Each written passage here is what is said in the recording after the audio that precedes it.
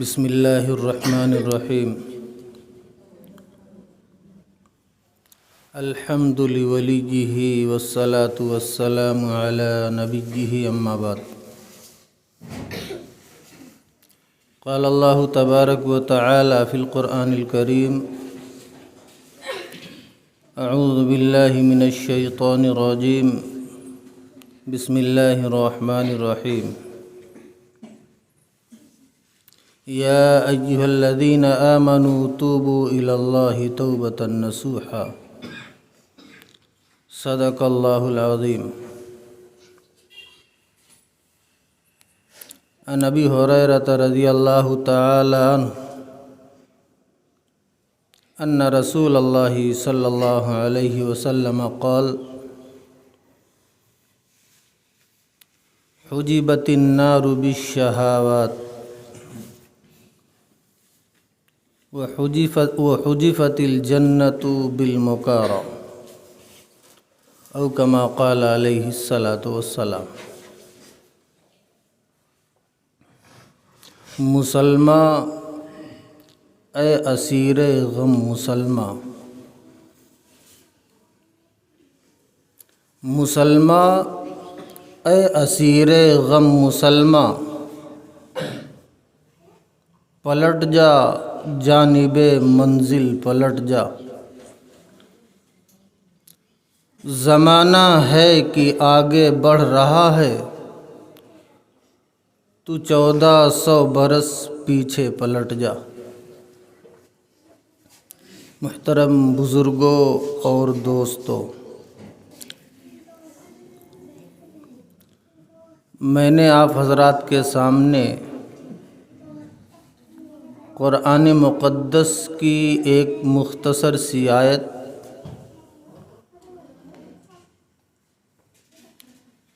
اور نبیوں کے سردار محسن کائنات ہم سب کے آقا جناب محمد الرسول اللہ صلی اللہ علیہ وسلم کی ایک حدیث پاک تلاوت کی ہے۔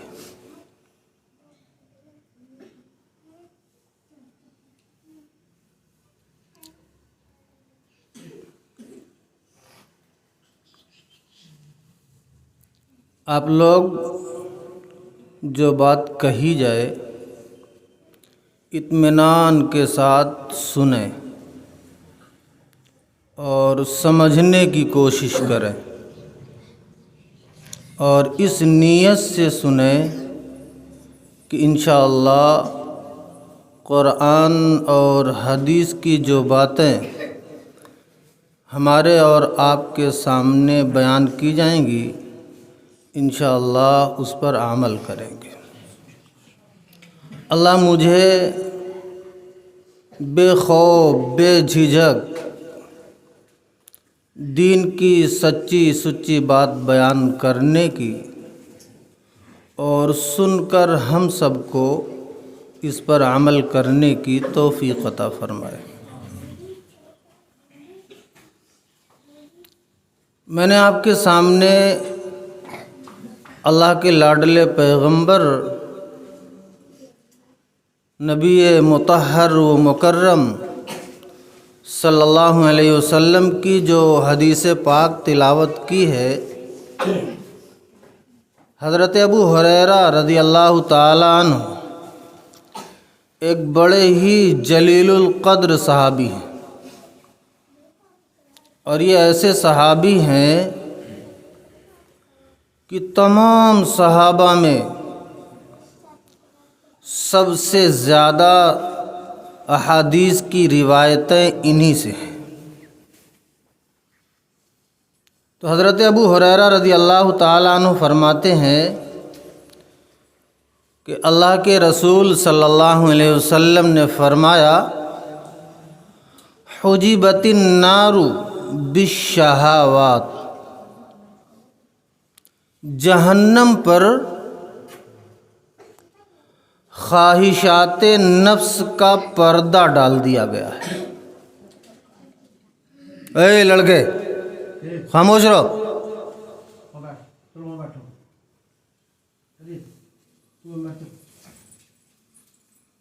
تو ابو ہریرہ رضی اللہ تعالیٰ عنہ فرماتے ہیں کہ جہنم پر خواہشات نفس کا پردہ ڈال دیا گیا ہے اور جنت پر اس چیز کا پردہ ڈال دیا گیا ہے جس کو ہم اور آپ بہت مشکل سمجھتے ہیں، جس کو ہم اور آپ دشوار سمجھتے ہیں، ناگوار اور مکروہ سمجھتے ہیں، ان چیزوں کا پردہ جنت پر ڈال دیا گیا ہے۔ سمجھ میں بات آئی؟ میں اور تفصیل کے ساتھ آپ کو بتلاؤں۔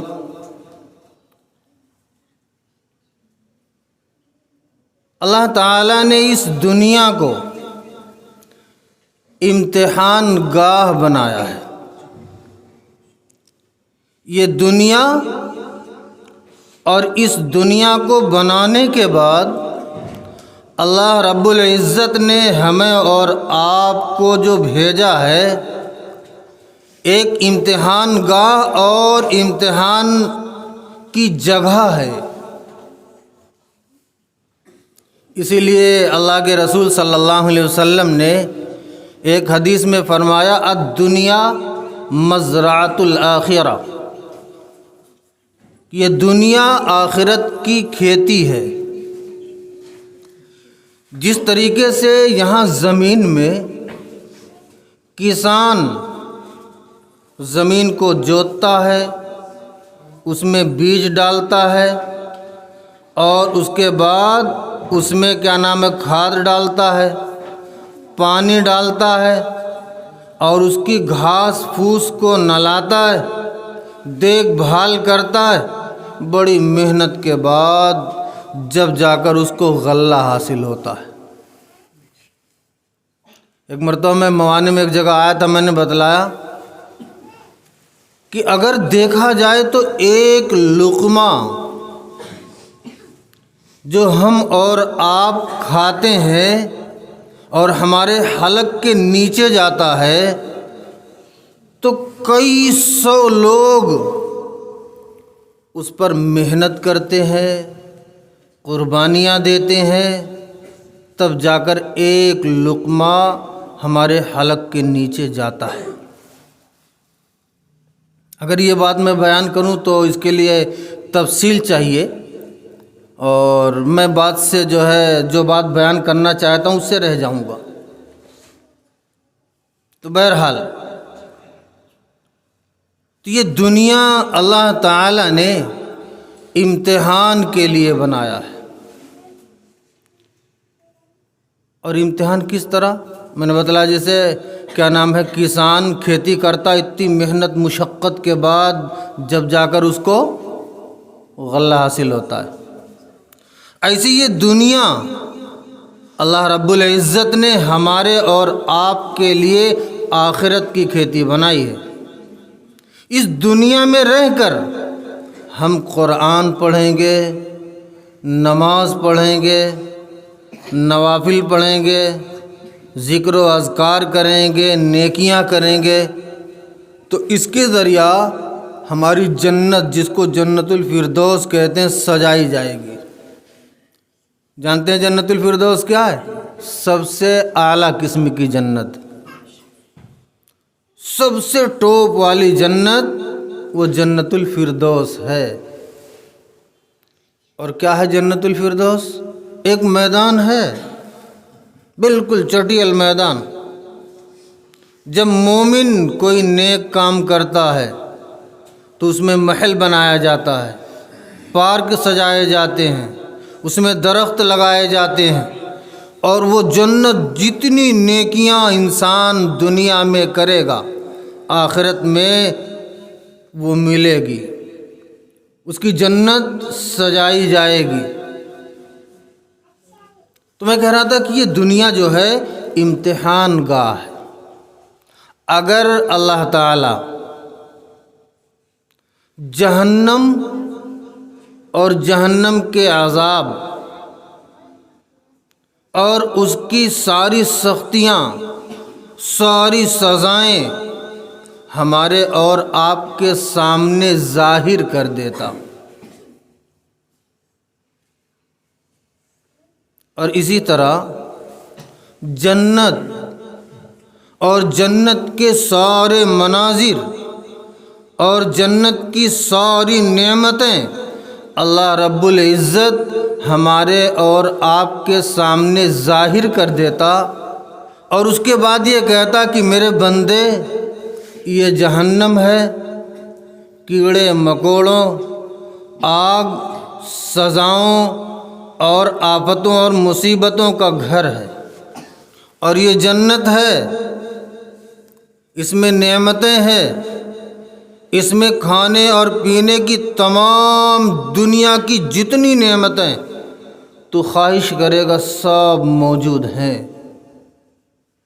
ظاہر کرنے کے بعد پھر اللہ ہم سے اور آپ سے یہ کہتا کہ میرے بندے ایک طرف تو جہنم ہے اور ایک طرف جنت ہے، تو دونوں کا نظارہ کر لے اور دونوں کو دیکھ لے، جہنم بھی دیکھ لے اور جنت بھی دیکھ لے، اس کے بعد بتلا کہ تجھے کیا چاہیے۔ تو انسان کیا مانگتا؟ کیا مانگتے بولو؟ لیکن اللہ نے کہا فَأَلْهَمْهَا فُجُورَهَا وَتَقْوَاهَا، ہم نے انسان کو پیدا کیا اور انسان کو پیدا کرنے کے بعد اچھا راستہ بتلا دیا کہ یہ اچھا راستہ اور یہ جنت تک راستہ جانے والا، اور یہ جہنم کا راستہ اور یہ خراب راستہ۔ اب ان دونوں راستوں میں سے آپ جو چاہو اختیار کر لو، بتلایا اللہ نے۔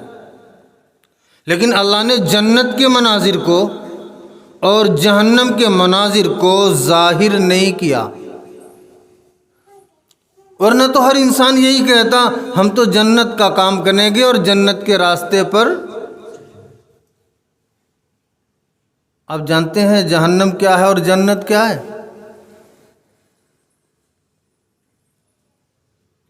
جہنم کیا ہے اور جنت کیا ہے؟ ایک تھوڑی بات پر اشارہ کر کے بات کو ختم کروں گا، کیونکہ وقت بھی ہو رہا ہے زیادہ، اور کیا نام ہے سردی ہے۔ آپ لوگ سوچیں گے کہ آج مولانا تو خوب پہن کے آئے ہیں اور کیا نام ہے دیر تک بیان کر رہے، اور ہم تو سردی میں مر گئے۔ بس تھوڑی دیر بیان کروں گا، لیکن شرط یہ ہے کہ آپ لوگ غور سے سنیں۔ جہنم کیا ہے؟ اللہ کے رسول صلی اللہ علیہ وسلم نے فرمایا کہ جہنم وہ چیز ہے کہ اس جہنم پر خواہشات نفس کا پردہ ڈال دیا گیا ہے۔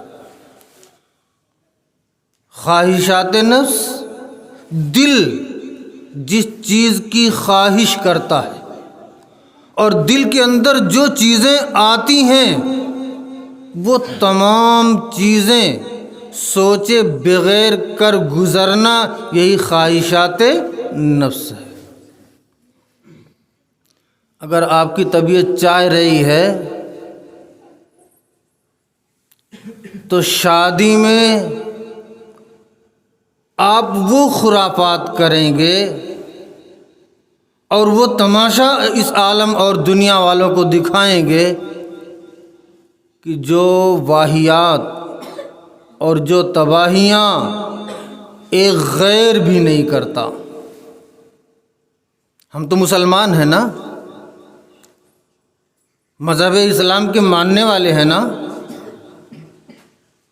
ہمارے نبی نے ہمیں سکھلایا ہے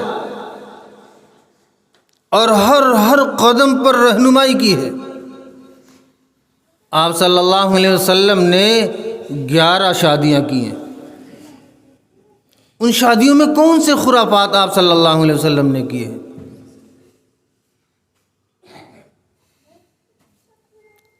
شادیاں کرنے کا ایک ڈھنگ اور سلیقہ آپ صلی اللہ علیہ وسلم نے ہمیں دیا ہے، لیکن ہم کیا کرتے ہیں؟ ہم شریعت کو طاق پر رکھ کر اور شادیوں میں وہ کام کرتے ہیں جو نفسانی خواہشات ہمیں کہتا ہے کرنے کے لیے۔ مثال کے طور پر بغیر باجے کے اور بغیر گولا داغے ہوئے اور بغیر خرافات کیے ہوئے مسلمان کی شادیاں ادھوری رہتی ہیں۔ کیوں؟ اس لیے کہ ہم اس نبی کے ماننے والے ہیں جس نبی نے ہمیں اور آپ کو اس بات کی تعلیم دی ہے۔ اس نبی مکرم نے ہمیں اور آپ کو یہ بتلایا ہے کہ میں اس دنیا میں نبی بنا کر بھیجا ہی اس لیے گیا ہوں تاکہ گانے اور بجانے کی تمام چیزوں کو ختم کر دوں۔ ہمیں ہمارے نبی علیہ الصلاۃ والسلام منع کر رہے ہیں نا گانے کے لیے، بجانے کے لیے منع کر رہے ہیں نا، اور ہم اسی کے ماننے والے، اور اپنی شادیاں ہم اس طریقے سے اس میں شوق مناتے ہیں کہ وہی کام کریں گے جو ہمارے نبی نے ہمیں اور آپ کو منع کیا ہے۔ آپ صلی اللہ علیہ وسلم نے فرمایا استماع الملاہی معصیۃ، ناچ اور گانا ان تمام چیزوں کا سننا یہ گناہ کا کام ہے۔ والجلوس علیہا فسق، اور جہاں پر ناچ ہو رہا ہو، جہاں پر گانے کی محفلیں سج رہی ہوں، ایسے محفلوں میں شرکت کرنا، جانا، بیٹھنا، آپ صلی اللہ علیہ وسلم نے فرمایا کہ فسق ہے، یعنی آدمی فاسق ہو جاتا ہے۔ ایسی مجلسوں میں شریک ہونے سے وَالتَّلَذُّذُ بِهَا كُفْرٌ، اور فرمایا کہ اگر یہ واہیات گانے سن کر کوئی لذت حاصل کرتا ہے اور خوش ہوتا ہے، آخر خوشی تو ہو رہے ہیں نا، اس باجے اور گانے کو سن کر خوشی ہی تو ہو رہے ہیں نا، اس لیے بوڑھا کیا، جوان کیا، مرد کیا، عورتیں کیا رقص کرتی اور ناچتی ہیں۔ ادھر باجا بج رہا ہے، گانا چل رہا ہے، ہماری مائیں بہنیں، ہمارے یہ بوڑھے اور جوان، ہمارے ہی صلب کی نسلی اور عقلی اور کیا نام حقیقی اولاد رقص کرتی اور ناچتی ہوئی نظر آتی۔ کیوں ناچتے ہیں؟ ان کو گانا اچھا لگا اسی لیے تو، ان کو باجا اچھا لگ رہا اسی لیے تو یہ ناچتے ہیں نا۔ سن لو یہ میرے آقا کا اعلان، آپ صلی اللہ علیہ وسلم نے فرمایا وَالتَّلَذُّذُ بِهَا كُفْرٌ، کہ اس گانے اور بجانے کو سن کر کے لذت حاصل کرنا، رقص کرنا اور ناچنا اور جو ہے وجد میں آ جانا، یہ تمام کی تمام چیزیں کفر تک پہنچا دیتی۔ آپ خود سوچو کہ ہماری شادیاں اس کے بغیر ہو رہی ہیں؟ ہم شادیوں میں جشن مناتے ہیں، شادیوں میں ناچ اور گانا منگاتے ہیں، گولے پٹکاتے ہیں، اور وہ رسم اور وہ رواج ہم کر گزرتے ہیں جس کا وجود شریعت میں کہیں نہیں۔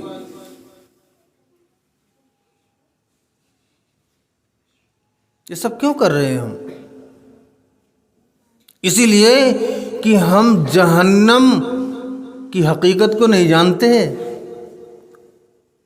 آپ صلی اللہ علیہ وسلم نے فرمایا کہ جہنم پر خواہشات نفس کا پردہ ڈال دیا گیا ہے۔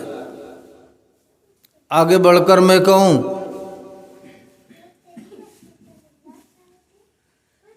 ہمارا نوجوان یہیں تک نہیں، ناچ اور گانا پہلے زمانے میں ناچ اور گانا دیکھنے اور سننے کے لیے دور کا سفر کرنا پڑتا تھا، اس کے لیے ٹکٹ لینا پڑتا تھا، اور اس کے لیے جو ماں باپ تھے اور جو بڑے بھائی تھے ان کی نگاہوں سے چھپ کر اور بچ کر جانا پڑتا تھا۔ جب چپکے سے رات میں یا کسی وقت چھپ کر وہ گانا اور ناچ یعنی سنیما اور کیا نام ہے یہ پکچر وغیرہ دیکھتے تھے، اور اب اس زمانے میں ہر کسی کے جیب میں سنیما ہال پڑا ہوا ہے، اپنے اپنے جیب میں موبائل رکھ رکھا، جون سا گانا جون سا کیا نام ہے سنیما جو چاہتے خوب دیکھتے ہیں۔ بہرحال تو میں یہ کہہ رہا تھا کہ جیسے ہماری یہ شادیاں ہیں، اگر کسی سے پوچھ لیا جائے کہ اچھے بتلاؤ شادیوں میں فرض کیا چیز ہے، واجب کیا ہے، سنت کیا ہے، ہمیں نہیں پتہ۔ ہم مسلمان گھر پیدا ہوئے، اپنے آپ کو جو ہے مذہب اسلام سے جوڑتے ہیں، نبی علیہ الصلاۃ والسلام کے امتی اور شہدائی بتلاتے ہیں۔ اگر ہم آپ سے پوچھ لیں کہ شادی میں کیا کیا چیزیں فرض ہیں تو ہمیں نہیں معلوم ہے۔ ہمیں تو وہ معلوم ہے کہ ویرائٹی شو آنی ہے، گانے آنے ہیں، بجانے کے آلات آنے ہیں، اور بہت سارے کیا نام ہمارے پڑوسی نے اتنے روپے کا پٹاخہ چھوڑا اور گولے داغے، ہمیں تو اس سے بڑھ کر کام کرنا ہے۔ مسلمانوں چھوڑ دو ان چیزوں کو، ورنہ تو وہ دن دور نہیں ہے کہ ہم اپنے اولاد سے ذلیل ہوں گے۔ ہماری اولاد ہمارے سروں پر جوتے بجائے گی، ہمیں جو ہے گلیوں میں اور بازاروں میں رسوا اور ذلیل کرے گی۔ کیوں؟ اس لیے کہ جب ہم ان کو اچھا راستہ ہی نہیں بتلاتے،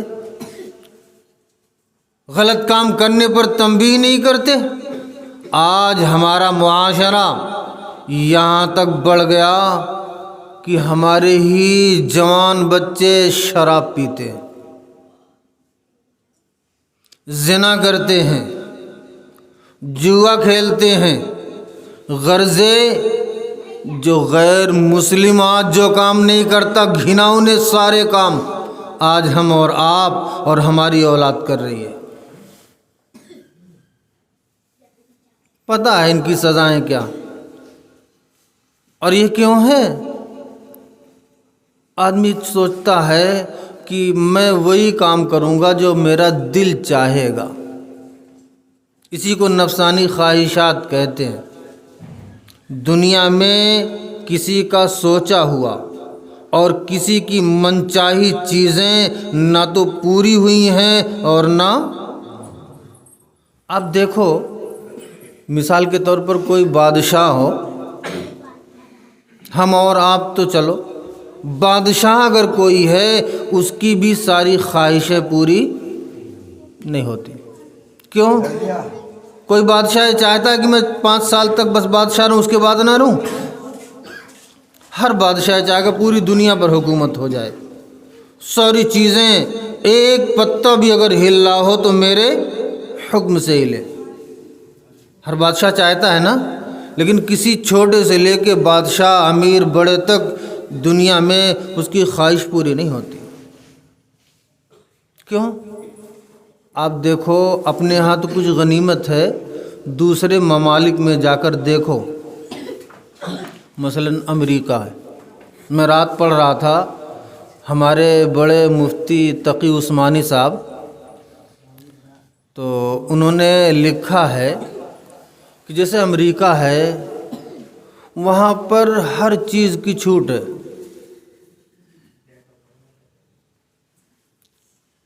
وہاں پر ہر چیز کی چھوٹ ہے۔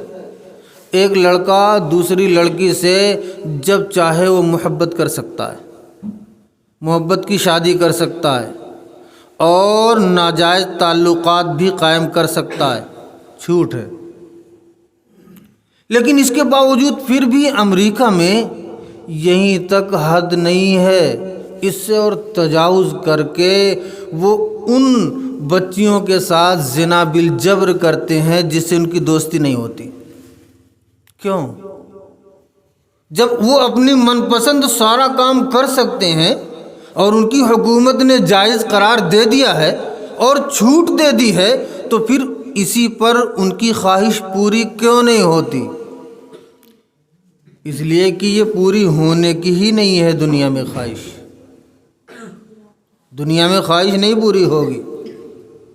اگر پوری ہوگی تو کہاں پوری ہوگی؟ جنت میں. کہاں پوری ہوگی؟ جنت میں. تو میں کہہ رہا تھا کہ ہمارے یہ جو بچے ہیں یہ شراب پی رہے ہیں، یہ جوا کھیل رہے ہیں، یہ زنا کر رہے ہیں، اور دنیا کا جو بھی سب سے گھناؤنا کام ہو وہ ہمارے بچے کر رہے ہیں. کیوں؟ یا تو تعلیم نہیں ہے اور یا تو ماں باپ کی طرف سے چھوٹ ہے. ایسی بات نہیں ہے، تعلیم بھی ہے، پتہ بھی ہے، ماں باپ ناراض بھی ہوتے ہیں، لیکن اس کو فکر نہیں ہے. اور فکر اس لیے نہیں ہے کہ اللہ نے خواہشات نفس کا پردہ جہنم پر ڈال رکھا ہے.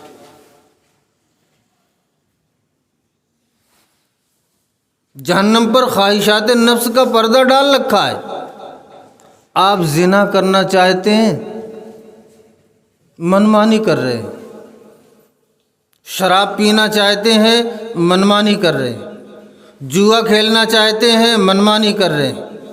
شادیوں میں خرافات کرنا چاہتے ہیں، خوب کر رہے ہیں جتنی طبیعت چاہتی ہے. لیکن کاش ہمیں اور آپ کو ان چیزوں کی سزاؤں کا اگر علم ہو جائے. ان چیزوں کی میں اشارہ کروں. ایک چیز ہے شراب. آدمی جب شراب پیتا ہے تو دنیا کی بھی قباحتیں اور آخرت کی بے شمار قباحتیں، کیونکہ اللہ کے رسول صلی اللہ علیہ وسلم نے شراب کو ام الخبائث کہا ہے. سب سے غلیظ ترین چیز شراب ہے. جب آدمی شراب پیتا ہے تو اس کے نشے میں جب مست ہو جاتا ہے تو اس کو اپنی ماں، اپنی بہن، اپنی اعزاء اقربا، محلے پڑوس کوئی نظر نہیں آتا. وہ کس کے ساتھ کیا کر بیٹھے کچھ پتہ نہیں. دنیا میں تو بے عزت ہوتا ہی ہے، لیکن آخرت میں اس کا کیا ثواب، اس کا کیا عذاب ہے. اللہ کے رسول صلی اللہ علیہ وسلم نے ایک حدیث کے اندر فرمایا کہ جس وقت انسان مسلمان شراب پیتا ہے تو وہ شراب پینے کے وقت مومن نہیں رہتا.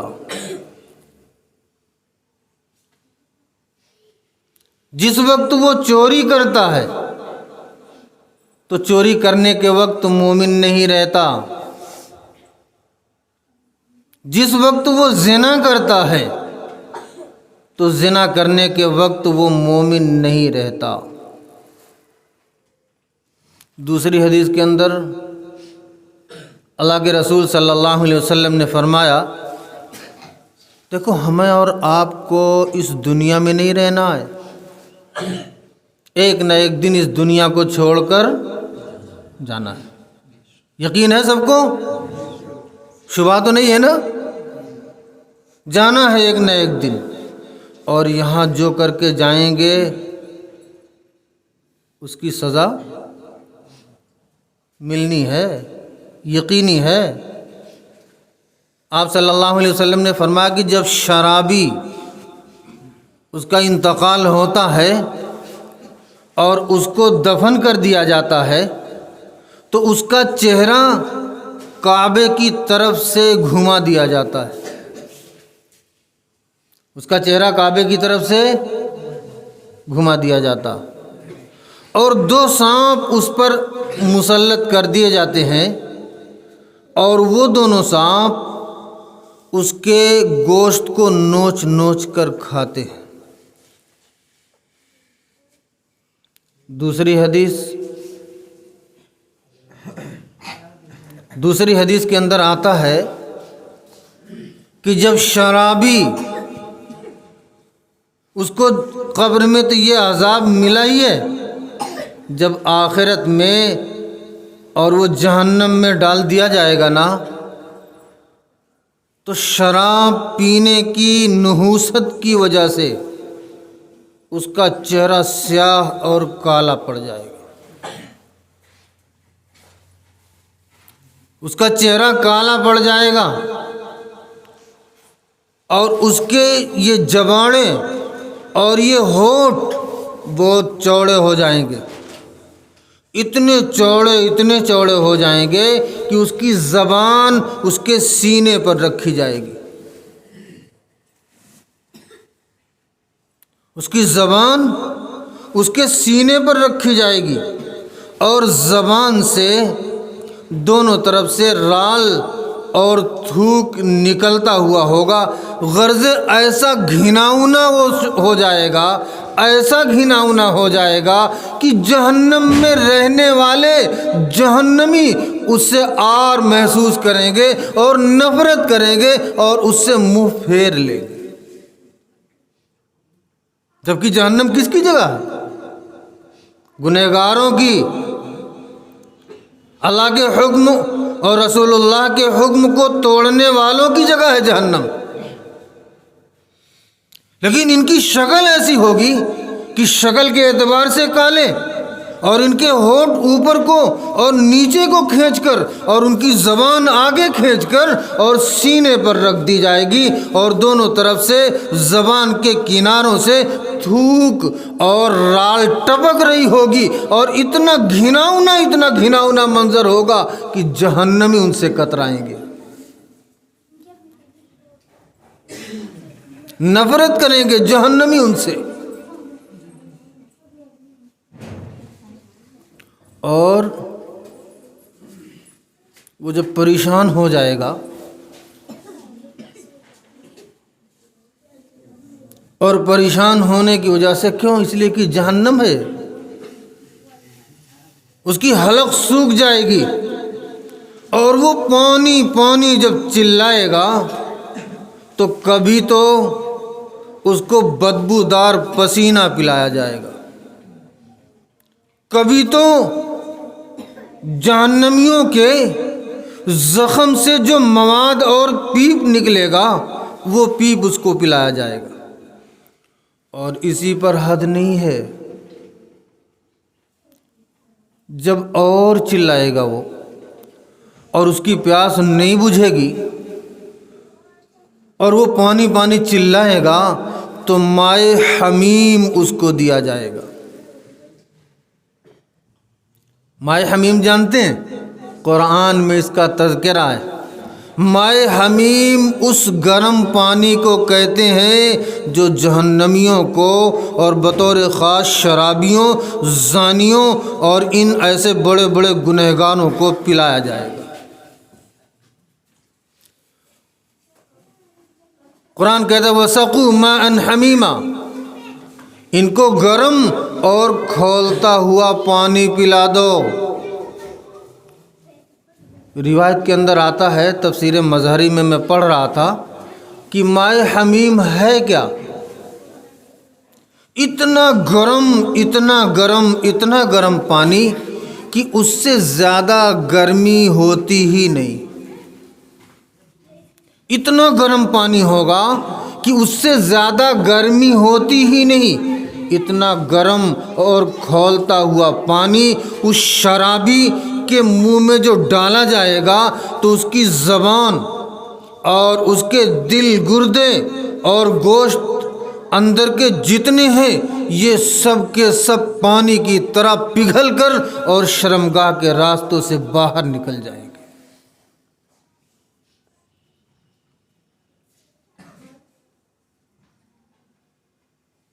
اسی پر بس نہیں ہے، اللہ پھر اس کو جسم دے گا اور وہ کھانے کے لیے چلائے گا کہ بھوک لگ رہی ہے، تو قرآن کہتا ہے اِنَّ شَجَرَتَ الزَّقُّومِ طَعَامُ الْأَثِيمِ، کہ ان جہنمیوں کا جو کھانا ہے کانٹے دار درخت،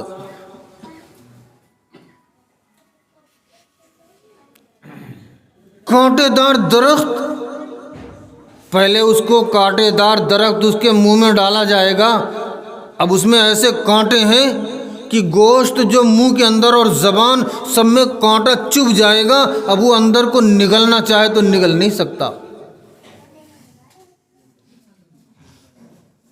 جب اسے نگل نہیں سکتا تو یہ کھولتا ہوا گرم پانی اس کے منہ میں جب ڈالا جائے گا تو زقوم کا جو کانٹے دار درخت سارا گوشت لے کر کے نیچے بیٹھ جائے گا، اس کی آنتیں اور ساری چیزیں کٹ کر ریزہ ریزہ ہو کر کے پانی کی شکل میں اس کے شرمگاہ کے راستوں سے باہر نکل جائیں گے۔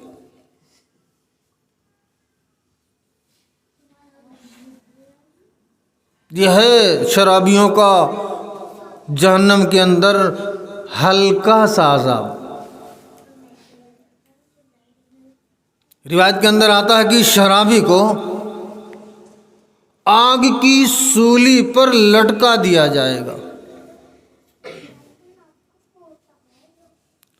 اور اس کے پیر میں جہنم کی آگ کی ایسی جوتی پہنائی جائے گی کہ جس کی وجہ سے اس کے سر کے اندر جو مغز ہے جسے ہم اور آپ بھیجا کہتے ہیں، یہ مغز اس طرح پکے گا جیسے ہانڈیوں میں پانی ابالنے کے وقت کھدے لگتے ہیں۔ یہ میں کوئی واقعہ نہیں سنا رہا ہوں، خالص حدیث کی باتیں بتلا رہا ہوں آپ کو۔ جوتیوں کی وجہ سے، آگ کی جوتیوں کی وجہ سے اس کے سر کے اندر جو مغز اور بھیجے ہیں اس طرح پکیں گے، اس طرح پکیں گے اور یہ پانی کی طرح ہو جائیں گے۔ روایت کے اندر آتا کہ سارا بھیجا کان اور ناک کے راستے سے بہہ کر باہر چلا جائے گا۔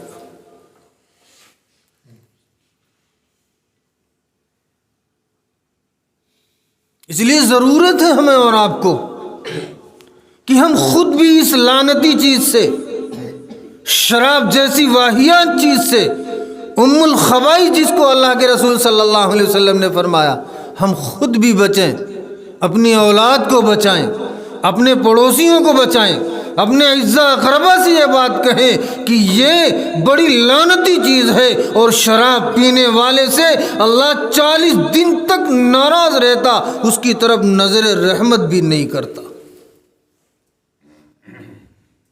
اس کے علاوہ قرآن و حدیث کے اندر شراب پینے والوں پر بڑی ہی قبیح قبیح لعنتیں آئی۔ اسی طرح دوسرا ہمارا جو جوان جس کی طرف لپک رہا ہے اور جس کی طرف قدم بڑھا رہا ہے، ادھر ماں بھی پریشان، باپ بھی پریشان، بڑے بھائی بھی پریشان، لیکن ہمارا جوان، اس کے دماغ میں ایسا نشہ سوار ہے کہ نہ تو اپنے باپ کی سنتا، نہ تو ماں کی سنتا، نہ بڑے بھائی کی سنتا، وہ تو زنا جیسے قبیح فعلوں میں مست ہو رہا ہے۔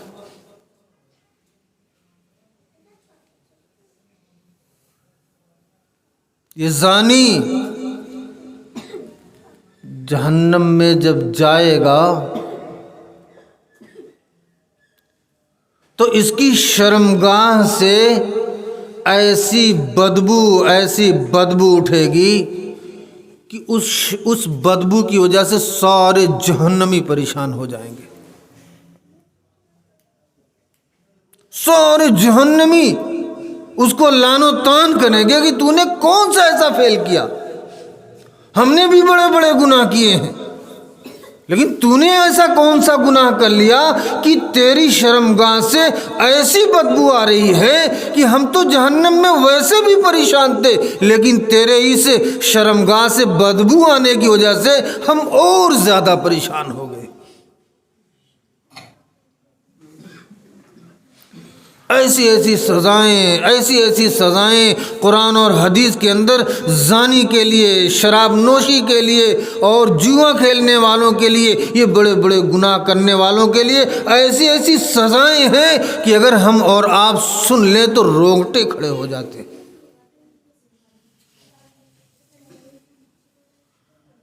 تو اس کا نام ہے جہنم،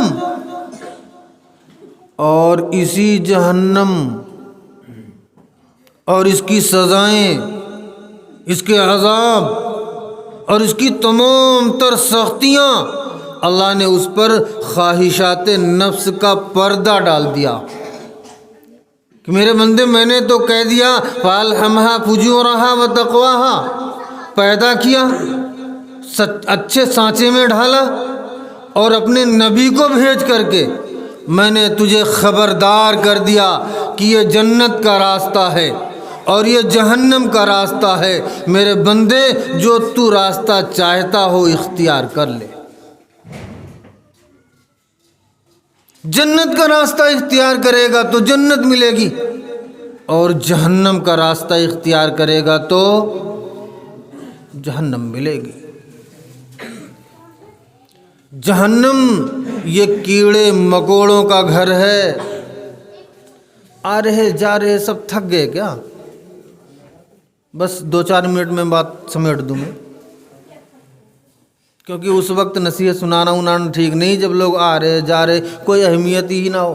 میں تو آپ کے سامنے قرآن حدیث بیان کروں، آپ لوگ تھوڑا سا وقت نہیں دے سکتے، اتنی بے شرمی آ گئی۔ ابھی اگر کوئی اور محفل ہوتی نا، چاہے اعلان بھی نہ ہوتا، امام صاحب نے بڑے درد بھرے آواز میں اعلان کیا، جب 2-4-10 لوگ آگے بیٹھے، کوئی اور محفل ناچنے اور گانے کی محفل ہوتی، چاہے کوئی اعلان نہ ہوتا، سب وہیں ملتے۔ ایسی محفلوں میں جب آؤ گے نہیں، سنو گے نہیں، عمل کرنے کی توفیق کہاں سے ہو جائے گی؟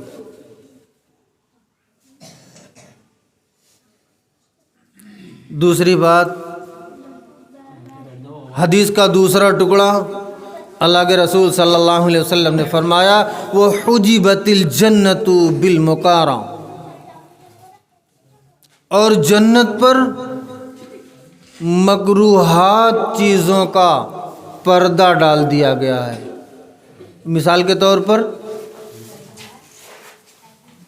آپ کو پتہ ہے کہ نماز پڑھنے سے اللہ، بولو نا، خوش ہوتا ہے۔ نماز پڑھنے سے اللہ، اب طبیعت چاہتی ہے یار سردی کا زمانہ ہے اور اتنی تیز ہوا چل رہی ہے، اوس پڑ رہی ہے، گھر سے باہر نکلنا بڑا دشوار ہے، مسجد میں پتہ نہیں گرم پانی کا انتظام ہے کہ نہیں ہے، اب میں اپنے بستر کو، گرم بستر کو چھوڑ کر اٹھوں، ٹھنڈے پانی سے وضو کروں، سردیوں میں اپنے گھر سے چل کر مسجد جاؤں، اور جانے کے بعد تب جا کر فجر کی نماز پڑھوں، اس میں بڑی مشقت ہے، اس میں بڑی دشواری ہے۔ سردی ہو رہی ہے، یہ وقت ہے لحاف اور کمبلوں میں لپٹ کر سونے کا، آرام کرنے کا۔ اب اس وقت میں اٹھ کر جاؤں تلاوت کروں، اس وقت اٹھ کر جاؤں ذکر کروں، اس وقت اٹھ کر جاؤں اپنے بھائیوں کے دروازوں کو کھٹکھٹاؤں، نماز کا وقت ہو رہا ہے چلو، فجر کی نماز کا وقت ہو رہا ہے چلو، تو اس میں تو بڑی مشقت ہے، بڑی دقتیں اور پریشانیاں ہیں۔ کون جا رہا ہے اپنے گرم بستر کو چھوڑ کر اور اس شدید سردی اور ٹھنڈی ہوا چل رہی ہے، ٹھنڈے پانی سے وضو کر کے اپنے بدن کو تکلیف اور مشقت میں ڈال دوں؟ ارے پڑے رہو، لحاظ کے اندر گرم ہو رہا ہے، گرمی ہے، پڑے رہو۔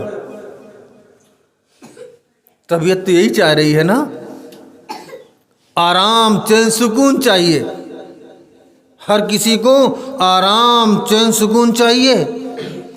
ابھی آپ کے ممانے ہی کے ایک صاحب مدرسے میں گئے تھے، اکلے مدرسے میں، اور وہ افریقہ گئے تھے۔ افریقہ میں ایک ملک ہے تنزانیہ وغیرہ، وہاں گئے تھے، تو وہاں کی کارگزاری سنا رہے تھے۔ وہاں کی کارگزاری یہ سنا رہے تھے کہ اتنا غریب ملک ہے، اور وہ لوگ جس طریقے سے زندگی گزارتے ہیں نا، اگر ہم سن لیں تو ہمارے آنکھ سے آنسو آ جائے۔ کیوں؟ بڑا سا پورا گاؤں ہے، اس پورے گاؤں میں ایک نل ہے، پورے گاؤں کے لوگ اسی نل سے پانی لے کے جاتے ہیں پینے کے لیے۔ ان کے پاس اینٹ کے مکان نہیں ہے، چھپر ہے۔ زیادہ گرمی ہوتی ہے، درختوں کے نیچے چلے جاتے ہیں، تھوڑا سا سکون مل جاتا ہے۔ زیادہ سردی ہوتی ہے، اپنے چھپر میں پڑ جاتے ہیں۔ وہاں ڈاکٹر نہیں، وہاں دوائیں نہیں ہیں، وہاں درزی نہیں ہے جو کپڑے سل کر پہنا سکے۔ سلا سلایا کپڑا دوسرے ملکوں سے جو اترا ہوا کپڑا رہتا ہے، استعمال ہوا، وہ جاتا ہے تو ایک خرید لیا تو جب تک چل رہا پھٹا نہیں وہی پہن رہے ہیں۔ کھانے کے لیے صبح شام دوپہر کچھ نہیں ہے، مکہ وہی تھوڑا سا کھا لیا اور اسی کا آٹا گھول کے گرم کیا اور ویسے ہی کھا لیا۔ یہ ممانے کے صاحب بتلا رہے تھے کہ جب ہم نے ان سے کہا کہ ہمارے یہاں تو گھر گھر میں نل لگا ہوا ہے، کہیں گے اللہ اکبر، آپ لوگ تو دنیا کی جنت میں رہتے ہیں، گھر گھر میں نل ہے، ہر گھر میں پانی کا انتظام ہے۔ کہنے لگے جی ہاں، وہاں لائٹ نہیں ہے، اندھیرے میں رہتے ہیں لوگ۔ بتلا رہے تھے دودھ نہیں جانتے کسے کہتے ہیں، کس طرح زندگی گزار رہے ہیں۔ اور ہمیں اور آپ کو تو اللہ پاک نے اتنی نعمتیں دے رکھی ہیں، کئی کئی کپڑے پہن کر میں بھی آپ بھی چادر اوڑھ کر جانے کیا کیا کر کے کیسے کیسے آئے۔ اگر اللہ یہ مصیبتیں وہ آفتیں ہمارے اوپر ڈال دے تو کیا ہم نے اللہ سے درخواست کی تھی کہ اللہ ان نعمتوں کو ہمیں دے دے نا؟ اللہ کا احسان اور فضل ہے، اللہ کا احسان اور فضل ہے کہ گرمی سردی کے کپڑے اور تمام چیزیں اللہ پاک نے ہمیں دے رکھے ہیں۔ اس کے باوجود سردیوں میں وضو کرنے کے لیے گرم پانی کا انتظام ہے، گرم کپڑے کا انتظام ہے، موزہ اور تمام چیزیں ہمارے پاس ہیں۔ اس کے باوجود جب ہمیں فجر کی نماز میں گھر والے جگاتے ہیں، سردی بہت ہو رہی ہے رہنے دو،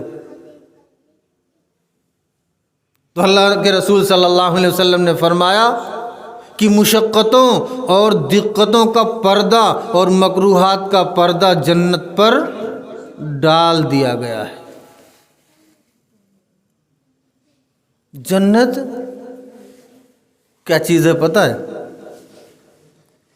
جنت کے اندر وہ ساری چیزیں ملیں گی جو ہم اور آپ خواہش کریں گے۔ مثال کے طور پر کسی چیز کے بھی کھانے کی طبیعت چاہے گی، دل میں آیا، پیدا ہوا، اللہ کی طرف سے وہ چیز حاضر۔ یہاں تک کہ میں بات کو سمیٹنا چاہتا ہوں لیکن تھوڑی سی بات آ جاتی پھر کہہ دیتا ہوں، یہ بچے جو ہے اٹھ پٹ رہے ہیں نا، اس لیے میں بات ختم کر رہا ہوں۔ جنت حدیث پاک کے اندر آتا ہے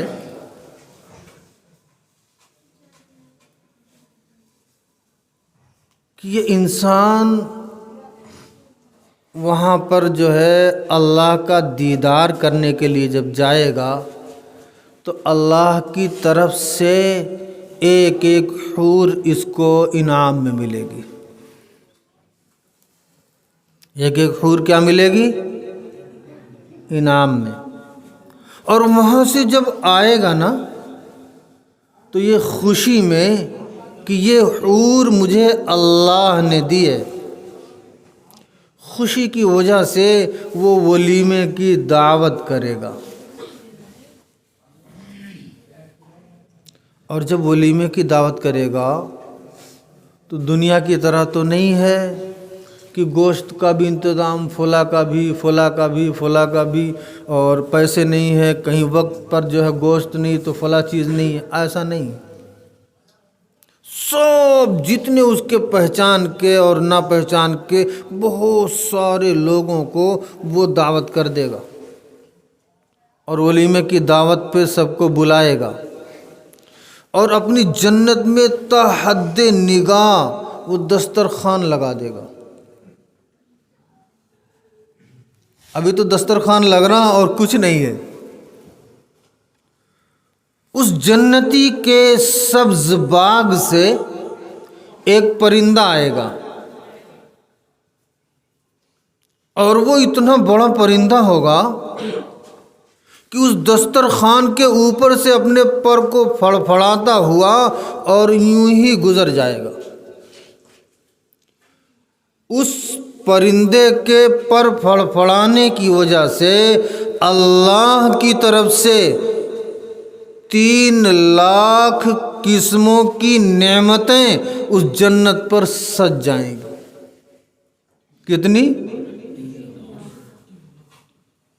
3 لاکھ قسم کی کھانے پینے کی چیزیں اس دسترخوان پر سج جائیں گی اور سارے لوگ جو آپ کے پہچان کے قریبی سب کھائیں گے اور آپس میں ایک دوسرے سے چھینا جھپٹی کرتے ہوئے کھائیں گے. جنت وہ عیش اور آرام کی جگہ ہے. ایک مرتبہ اللہ کے رسول صلی اللہ علیہ وسلم نے فرمایا کہ ایک جنتی ہوگا تو وہ چاہے گا کہ اے اللہ میں ذرا سی دیر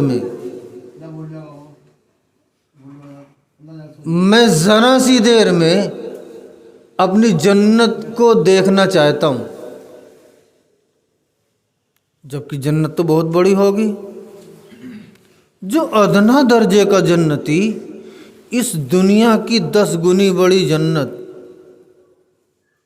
یہ کہنے کی بات نہیں، حقیقت ہے.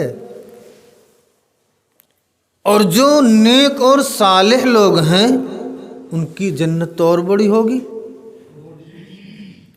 تو اب وہ انسان کہے گا اے اللہ میں یہ چاہتا ہوں کہ اپنی جنت ذرا سی دیر میں دیکھ لوں.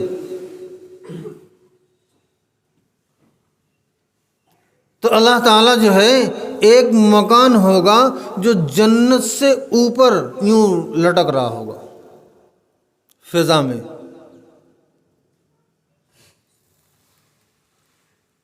پھر وہ بندہ جو خواہش کرے گا میں اپنی پوری جنت کو دیکھ لوں، اللہ اس بندے کو پر دیں گے اور وہ اڑ کر اس مکان پر جائے گا اور اس مکان پر بیٹھ کر اور ذرا سی دیر میں اپنی پوری جنت کا سیر کر لے گا.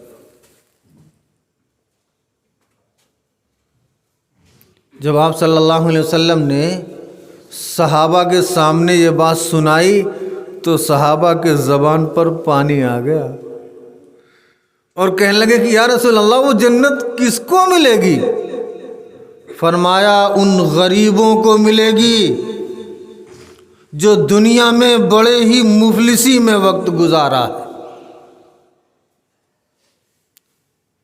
اوڑھنے کے لیے، پہننے کے لیے ان پہ کپڑوں کی تنگی ہوگی، کھانے کے لیے نعمتوں کی تنگی ہوگی، زندگی گزارنے کے لیے مکان اور تمام چیزوں کی تنگی ہوگی، گویا کہ وہ غریب اور مفلس لوگ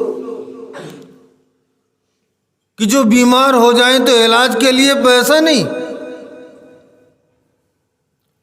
شام میں کھا لیا صبح کے لیے کھانا نہیں، کپڑے پیوند در پیوند دار پہنے ہوئے ہیں، سردیوں سے بچنے کے لیے کپڑا نہیں، گرمیوں میں باریک کپڑا نہیں، شاندار بلڈنگ نہیں، اے سی اور پنکھے نہیں، جو غریب اور مفلس لاچار اور پریشان لوگ ہوں گے، گویا کہ جس نے اس دنیا میں مشقت کی زندگی برداشت کی ہوگی، دقتوں اور آلام بھری زندگی اس نے گزاری ہوگی، بڑے مصیبت میں وقت گزارے ہوں گے، اللہ کے رسول صلی اللہ علیہ وسلم نے فرمایا کہ ایسے غریبوں اور ایسے مفلسوں کی جنت وہ ہوگی کہ جن کو پورے جنت کو دیکھنے کے لیے اڑنے والا مکان عطا کیا جائے گا۔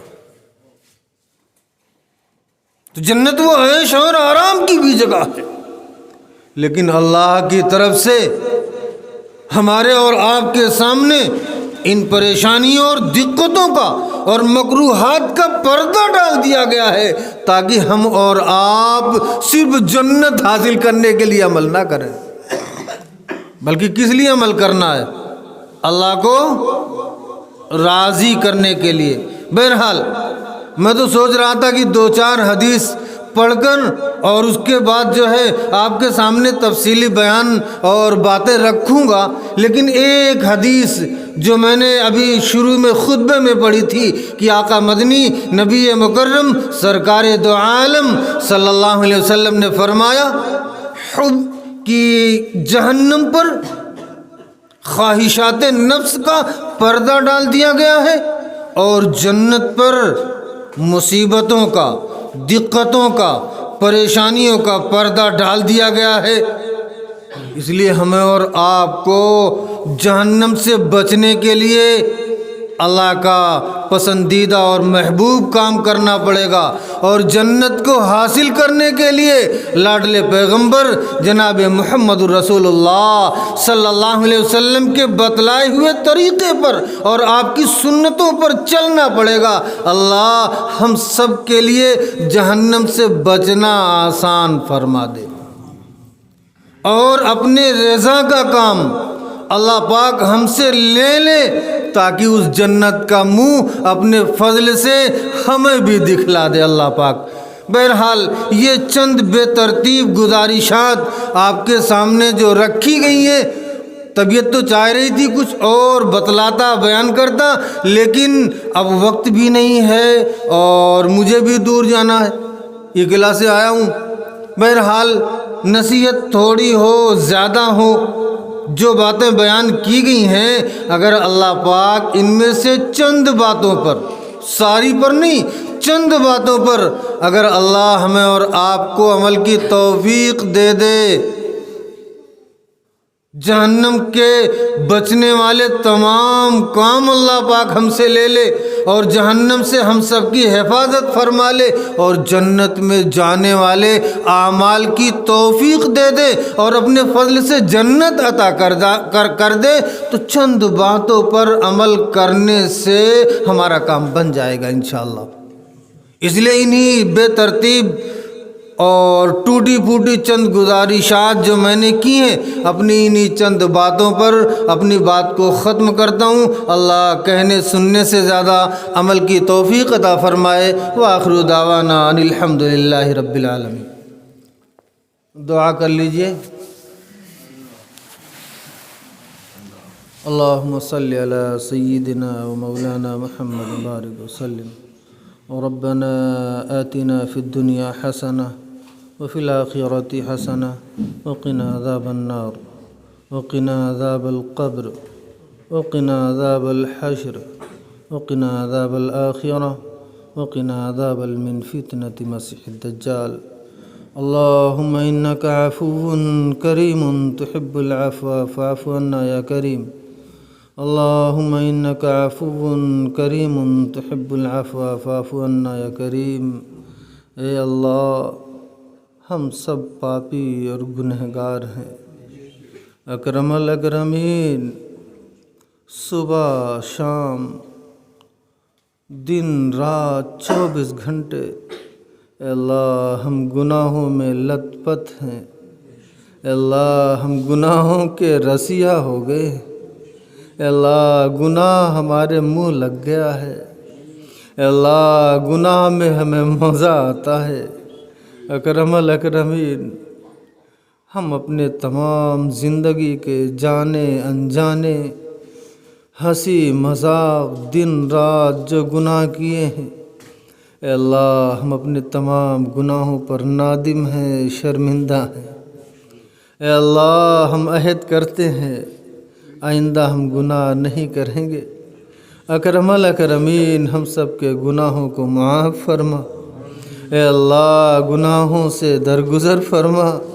اے اکرم الاکرمین تیری پکڑ کے لیے ادنا گناہ بھی کافی ہے، لیکن اے اللہ ہم نے چھوٹے سے لے کر بڑے تک، اے اللہ دن سے لے کر رات تک کوئی گناہ نہیں چھوڑے۔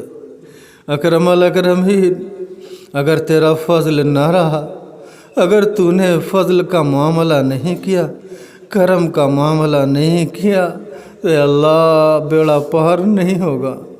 اکرم الاکرمین اپنے فضل اور کرم سے ہم سب کے گناہوں کو معاف فرما، ہم سب کے سیئات کو حسنات سے مبدل فرما۔